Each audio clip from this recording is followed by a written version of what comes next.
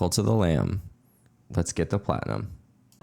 Cult of the Lamb is a game where you hack and slash your way through the non-believers in a fit of revenge for, well, you'll see. This roguelike has it all. Guns, needy cult followers, boss battles with increasingly grotesque bosses, marriage, conversion, and of course, sacrifices. Let's set the stage. You wake up, arms bound, the last of your kind. You take a long walk towards your group of 4. They spout something about a prophecy. The good news, though, as everybody knows, prophecies never come true, and the best thing you can do to fight against them is to ensure that the subject of the prophecy isn't alive. As you sit there, you await the axe.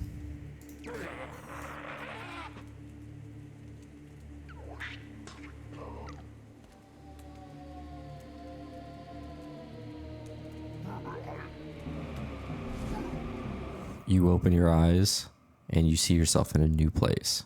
Is this heaven? Hell? Purgatory? It sure is really fucking white. As you take a long walk over to the only thing in your vision, you realize there's about to be a lot of exposition given to you. Now you have the illusion of choice, as you're asked to start a cult in the name of the one who waits. Oh yeah, and a trophy pops. Shit.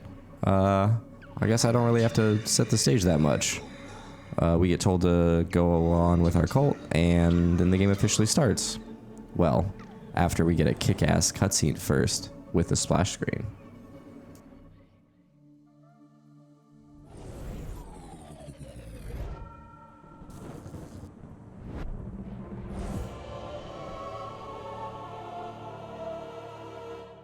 Now that I'm awakened back to life with a goal, it's time to use my new red crown to murder the non-believers. These grunts really don't stand a chance, especially because I don't even have a health bar yet. After a slash and a swing and getting a little bit too close to an enemy, I unfortunately learned the most addicting movement mechanic in this game, the roll. As I enter a new room, I meet a new BFF that I pinky promise I'm going to do my best to keep alive. He basically becomes my mentor. The next room I come across involves a harmless soul about to be sacrificed like I was. But out of compassion and the need to grow my flock to please my overlord, I cleanse the world of more non-believers and rescue the cute little chicken. Thankfully for you, I'm going to save you from the day-to-day monotony of running a cult, and you get the fun stuff. I get a trophy for indoctrinating my little chicken friend, and I get another trophy for holding my first sermon in the name of our lovely overlord.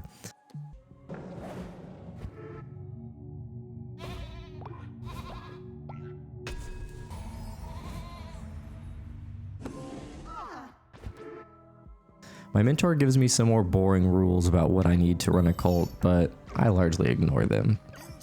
As with any roguelike, the main focus is fighting your way through dungeons and getting through bosses. Thankfully, the game takes it easy on me and starts me off with a fugly slug that doesn't put up too much of a fight. Let's watch some of my sick moves before I earn another trophy.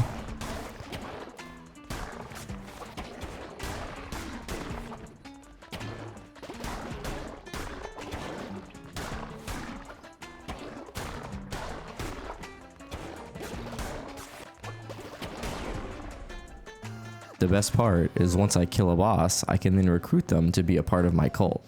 Nothing says conversion like, I was about to kill you, but if you don't want me to, then come join my cult because I'm better than your last cult. Next, I come to a door that in video game speak says, you have to do this 4 total times before you can fight the big boss.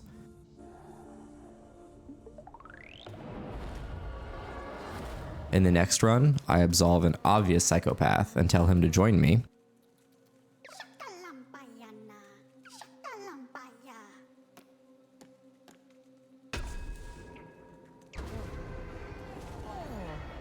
And I find a statue to a false idol that I can't let stand.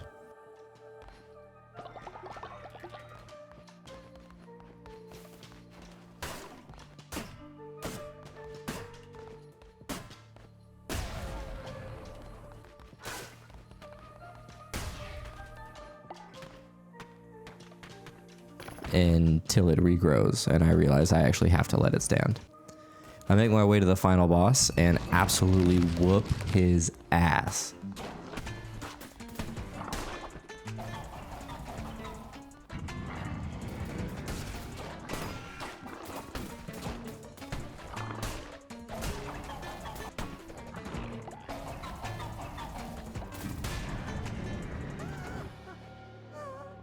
And now I'm halfway to the first of 4 fuckers that tried to kill me.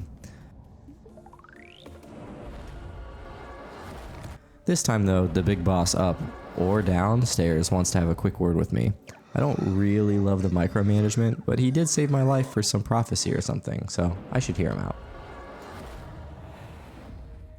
Returning back to camp, I have some more people to indoctrinate, which gives me another trophy. And I unlock different fleeces, granting me another trophy. The fleeces are ways to adjust your runs that provide different effects. You don't really need to worry about that though, just focus on how badass I am. For example, with this third mini-boss.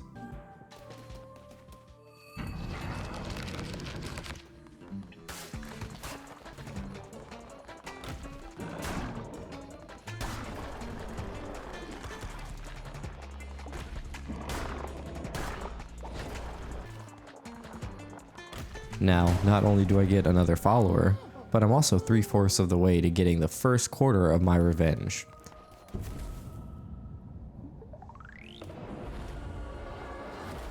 To celebrate the occasion and prepare for my final fight, we have a bonfire in my honor and I get another trophy.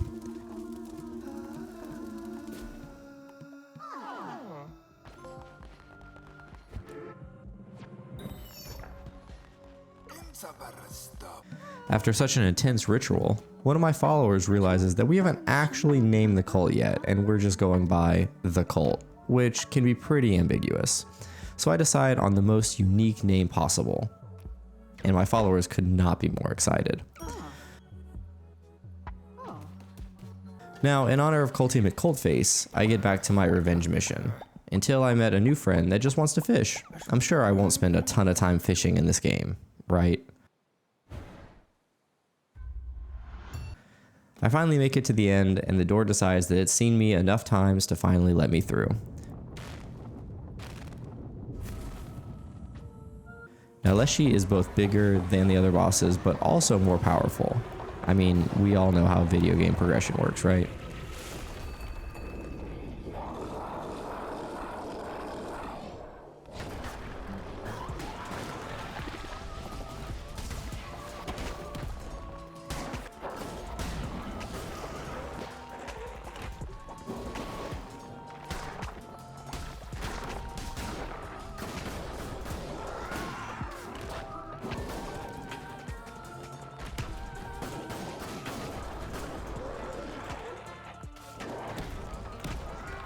Anyway, the bigger they are, the harder they fall, and Leshy is no exception.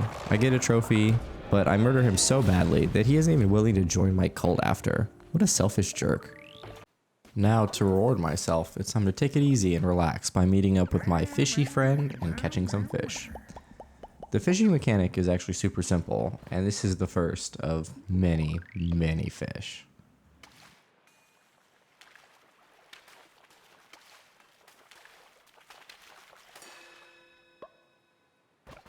In the same area, there's a cult hanging out in a lighthouse, but instead of trying to kill the non-believers this time, I realized that I can just turn them into believers by bringing their light back, which also earns me a trophy and their undying gratitude.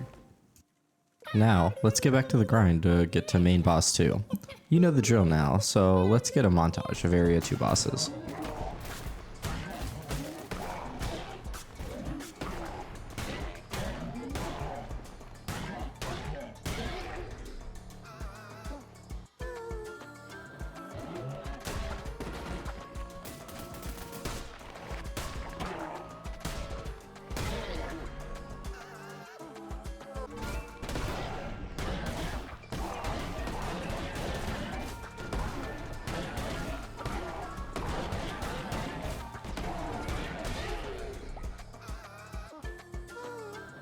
The big boss called me up and told me I can start sacrificing people if I want to, which, who wouldn't want to, right? I have to make sure my followers understand that this cult is for life. I also spent 5 straight minutes fishing at one point.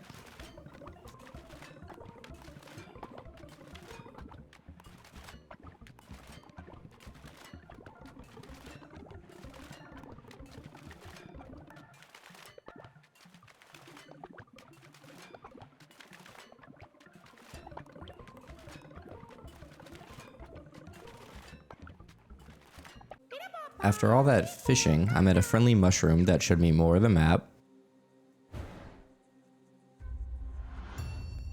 and I grew my flock even larger, at least to the criteria for the trophy.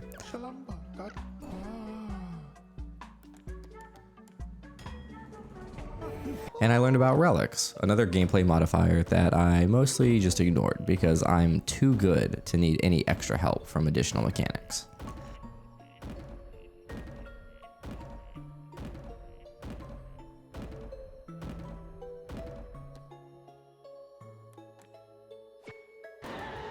Finally, I remember that I can sacrifice people and the curiosity is just too strong, so I send one of my followers to the great beyond in a Cthulhu-esque ritual, which earned me 2 more trophies, one for the first sacrifice and one for the first follower death.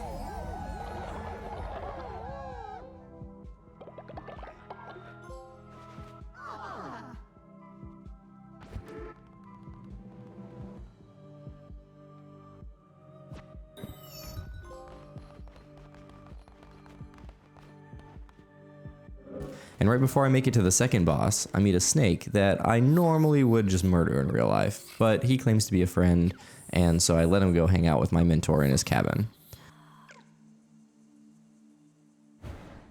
The second main boss is a giant toad that shoots projectiles, spawns children, and sticks his tongue out at me, which I can wail on for massive damage.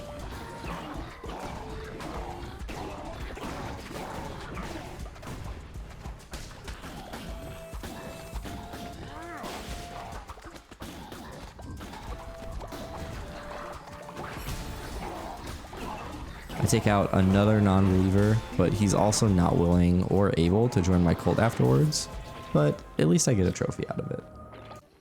Now that I have some time to rest, I go pay my mushroom friends a visit and drop off the mushrooms they're addicted to.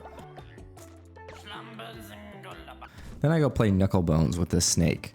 Knucklebones isn't my favorite minigame ever, but it is pretty simple. You roll a dice and put it on your grid. If you have the same number in a column, you get a multiplier. If you place the same number that your opponent has in your column, you remove their die. Whoever has the highest score when either player's board is full wins. Naturally, I dominate. Now, after some gambling, I'm ready to get back to revenge. Cue Area 3 montage.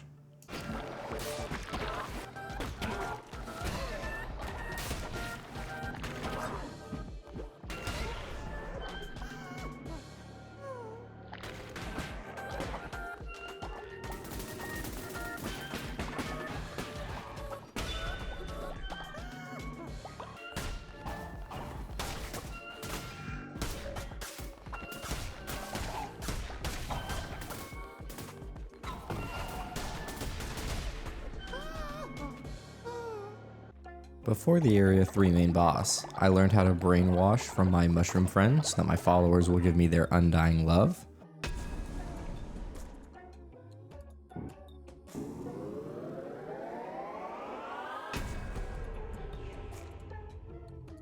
I cleaned up a massive shit in my camp.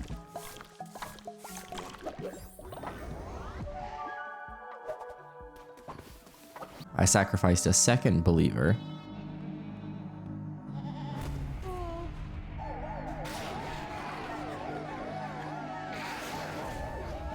I met a friendly Knucklebones duo I was gonna wreck later whenever I visit the shack again. I met Plimbo, a friendly buccaneer that showed me where his smuggler's sanctuary was.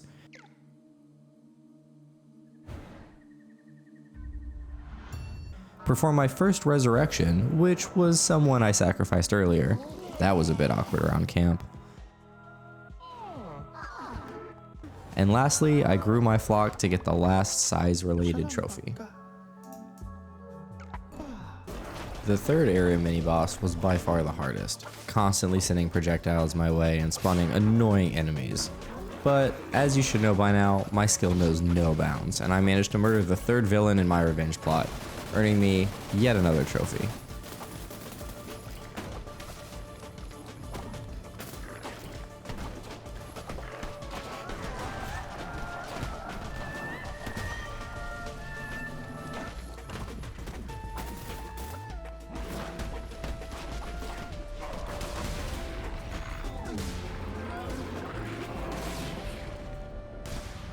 Jumping straight into the next area, my American in me immediately wakes up when I get a gun, and I absolutely dominate with it in my first gunfight.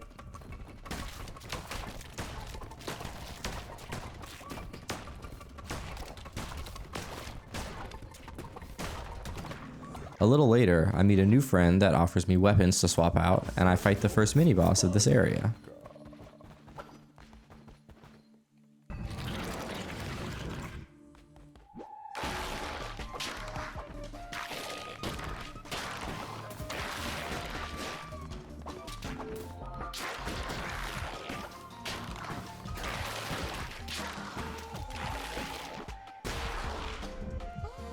Jumping right back in, I find the last hidden area, which unlocks me another trophy.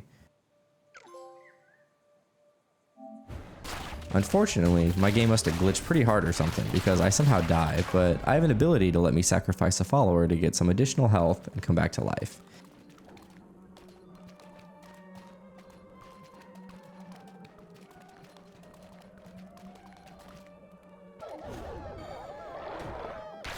With just a half a heart, I'm able to clear that room.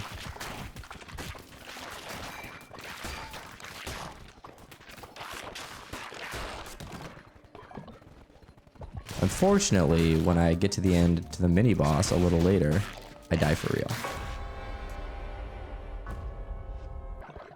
Taking a break and licking my wounds, I get my followers to build me the max upgrade for my shrine, unlocking me a trophy. And I sell a bunch of extra shit to get enough money for another trophy. I then try my hand again at the second mini-boss, armed with my gun, and they clearly weren't ready for the amount of lead that they were going to eat. So, I get my revenge.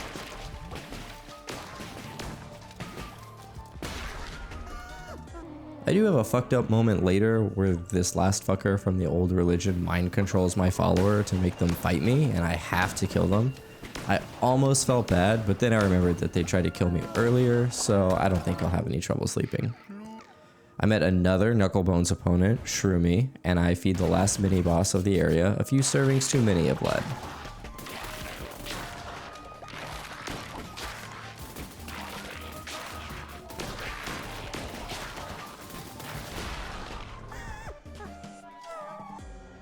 When I come back to my flock, I unlock all of the curses, giving me another trophy.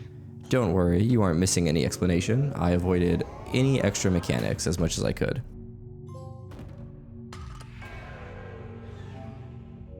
I also did another sacrifice of an old follower because they were already about to die, and I took the fight to the last main boss to finish my revenge plot. This fucker is by far the most annoying because of the reach and speed that they have, but it wasn't enough to save them.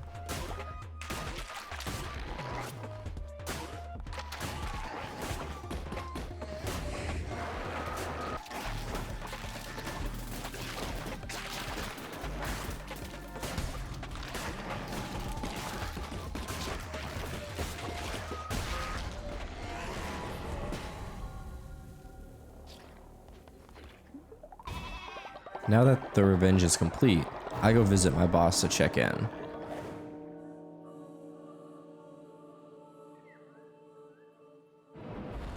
I'm offered some weapons to grab, and then I walk over to him.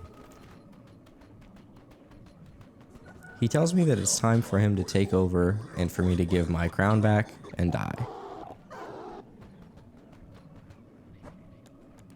I just can't accept that. I'm the true idol. I built this cult. These people believe in me.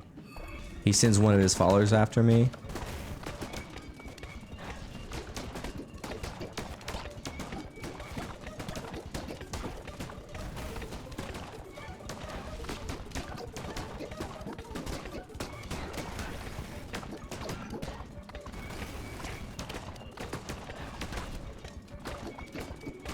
but the first one couldn't handle my Second Amendment right.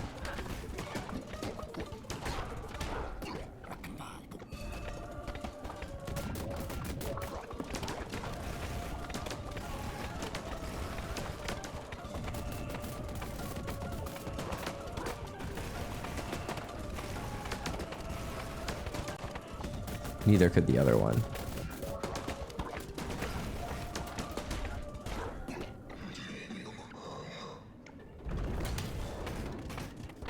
I finally get to show down with who I thought was my savior, but he doesn't understand who the real God is now.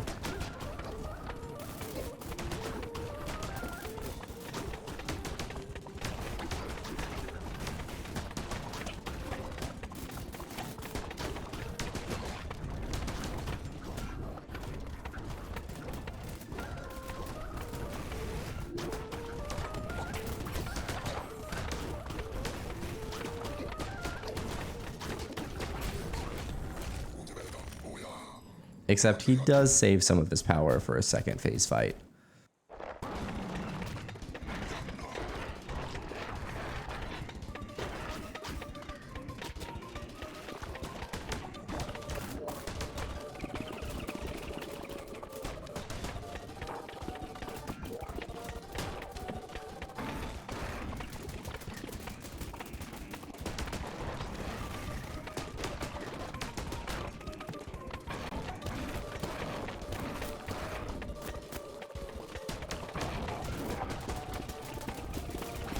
Once he's dead, I indoctrinate him into my cult, and my followers worship me.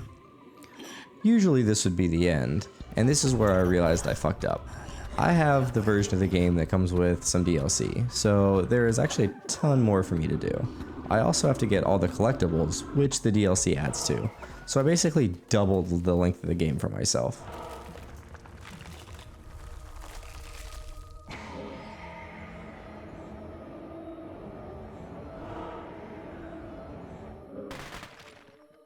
This new guy, who seems to be even more powerful than the original god I killed, doesn't have a name, but does reset all of my progress and closes all the doors to the different areas, so I have to restart.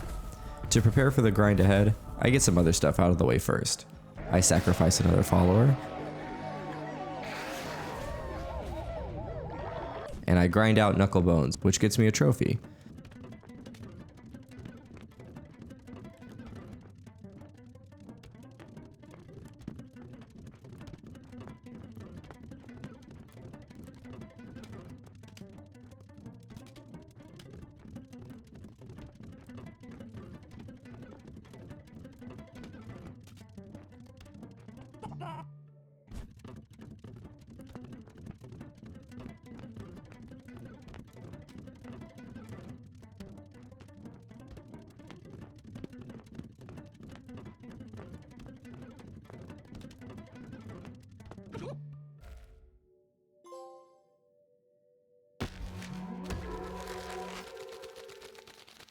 For the collectibles, I have to give each person at each location whatever they need.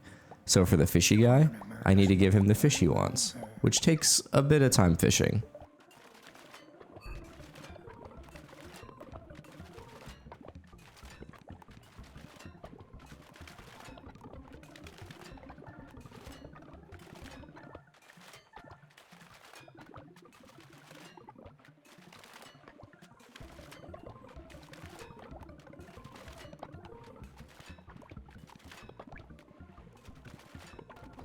When I come back to my cult, I literally make them eat their own fallen brethren.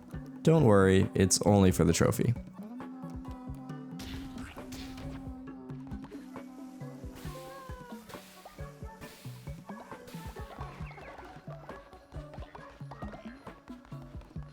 When I go talk to the new guy again, he asked me to name him, so I wreck the same creative brain that came up with Culty McCultface, and I settle on the only name befitting an otherworldly being.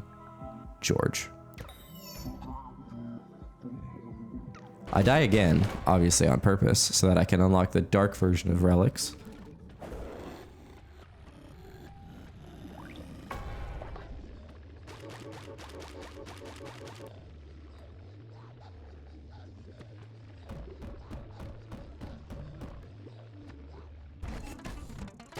then I fight Leshy without taking any damage for a trophy.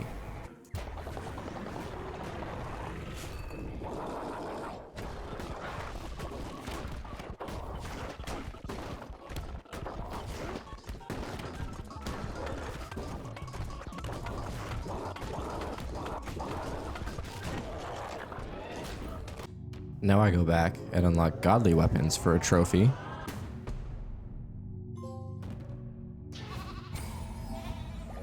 I take confession from one of my cult for another trophy.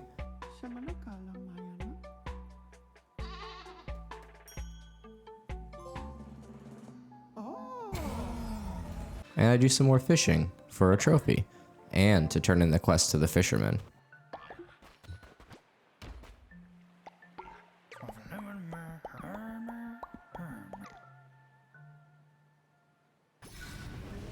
I perform another sacrifice. And I complete both the second and third bosses without getting hit.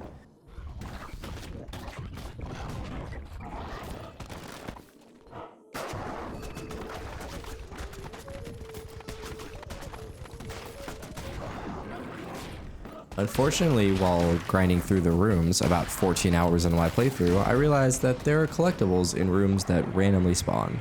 So now I have to start keeping track of what rooms spawn to make sure I grab all the collectibles.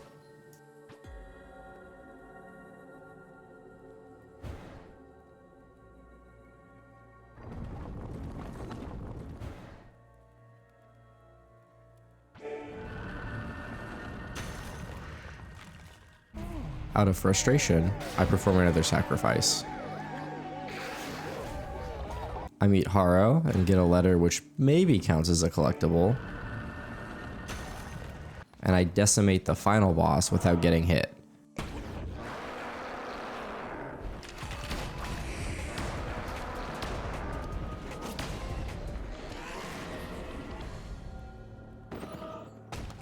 I then get all of the 4 heretics that tried to execute me into my flock. This happens when you beat them after the main game. And I get a trophy for that too. Now we really just have the collectibles, which are to get all the follower skins, find the collectibles in the levels, and some miscellaneous unlocks. First, I sacrifice a follower in Midas's cave. I turn in the mini boss loot to the Buccaneer.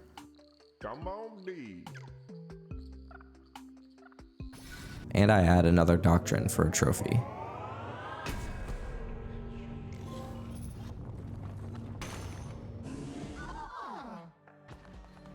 I have to go to different places to peer into the darkness and sacrifice something.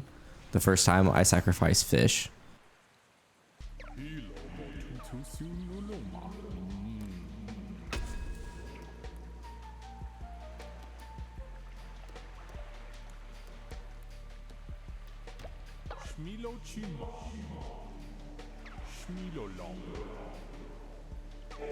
I find a hidden skin of a star in Midas's cave. I unlock the poop skin by feeding my followers literal shit.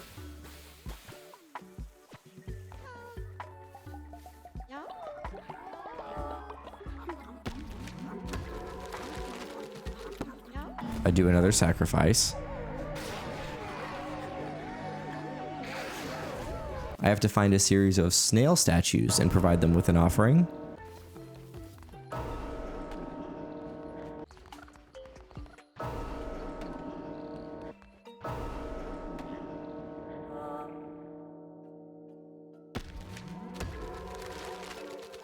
Then I get a mushroom ornament from my mushroom buddy. The next time I peer into the darkness, I sacrifice a follower.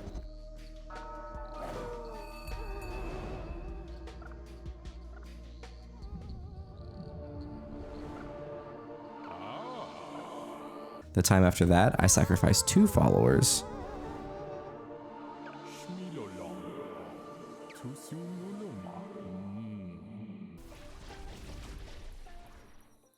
Finally, I sacrifice my mentor. This is a little awkward considering how much he helped me in the beginning, but I'm the god now, so I know what's best.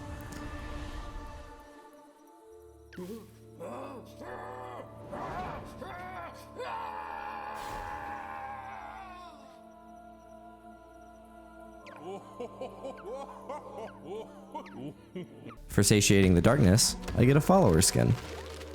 I sacrifice 3 more followers in Midas's cave.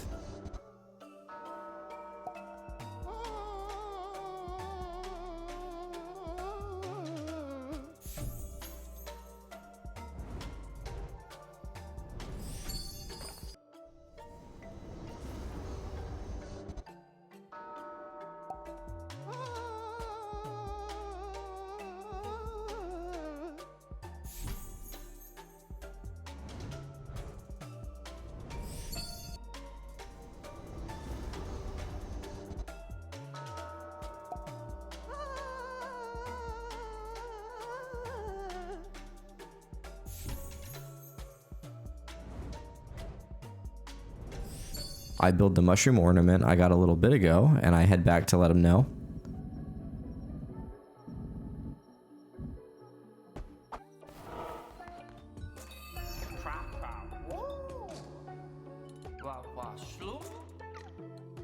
I find a mouse skin near my old mentor's house. A little awkward. I go back to my mushroom buddy and I get a plantable mushroom. I go plant that mushroom and grow a follower.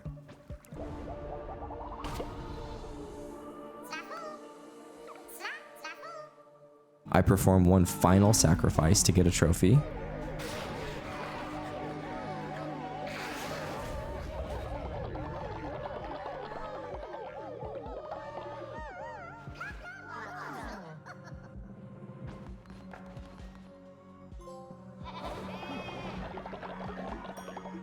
I get a golden egg by forcing some followers to mate.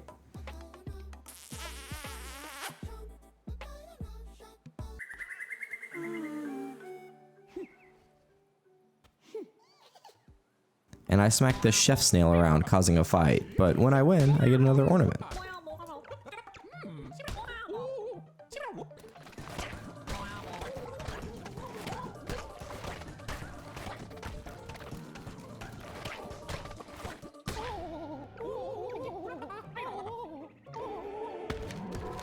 Now comes the grind of collectibles. I find collectibles 2, 3, and 4.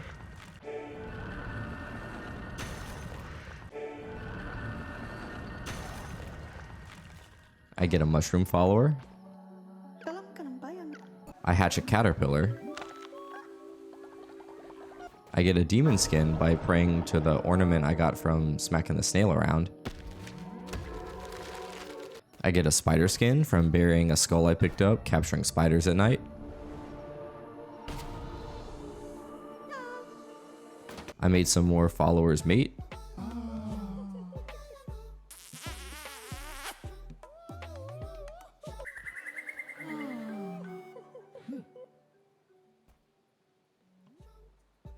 I got the insect skin by catching insects at night. I made some more followers mate again.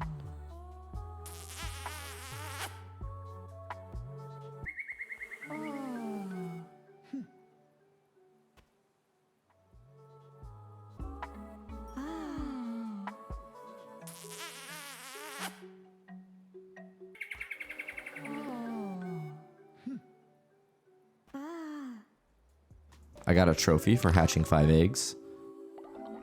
I got the worm skin as a random drop at the worm shop.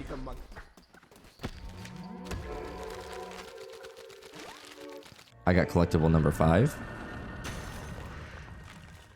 I got a lost message collectible. I got collectibles number 6, 7, and 8.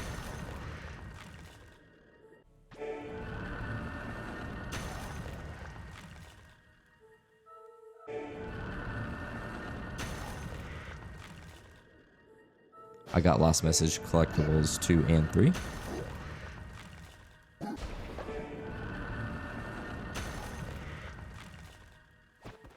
And I got collectibles 9 and 10, earning me another follower form.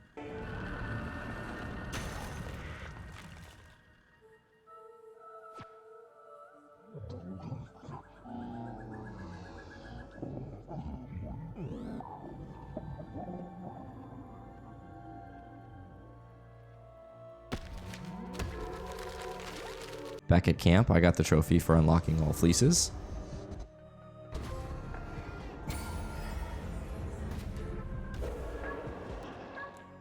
And I finally got the last required follower skin from George.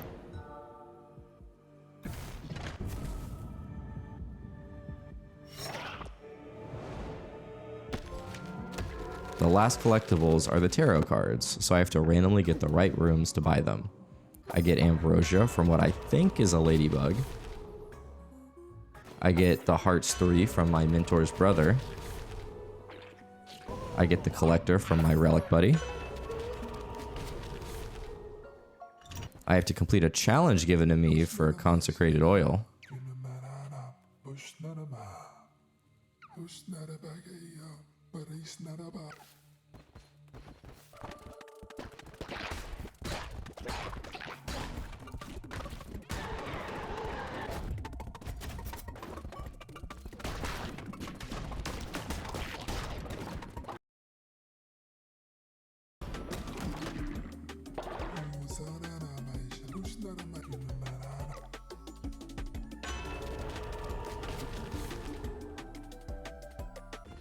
I get Fervor's host by meeting up with Helob.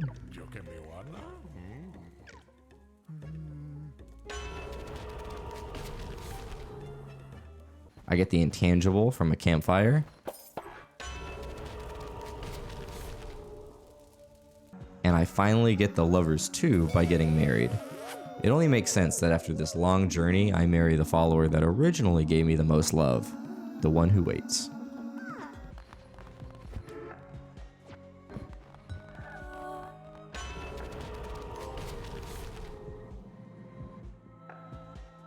The Platinum Trophy unlocks right after, and my favorite thing to do after beating a game is uninstall it.